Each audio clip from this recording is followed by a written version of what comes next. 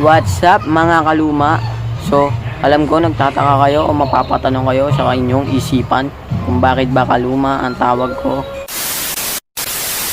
Ito sa aking bisikleta na kung tawagin ay playbike o easy rider na sumikat noong 80s, 90s. So, alam nyo na napakaluma ng bisikleta ko. Kaya, ngayon, malalaman nyo ngayon kung ano nga ba ang bisikleta ko. Kaya ngayon, magba-bike check tayo at sasamahan nyo ako para makita nyo kung ano nga ba yung playbike easy rider na bike ko na ipapakita ko sa inyo. Kaya sana po magustuhan nyo itong video na to at wag magkakalimutan mag-subscribe sa aking channel. Tara, samahan nyo na ako.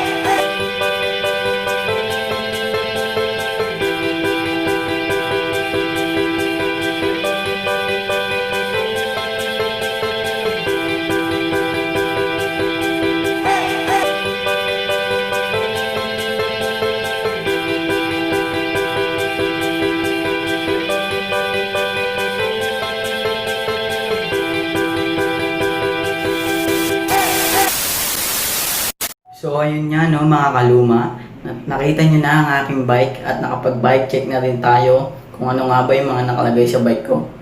At ngayon nakita nyo na yung bike ko, ay yung tawag doon ay play bike.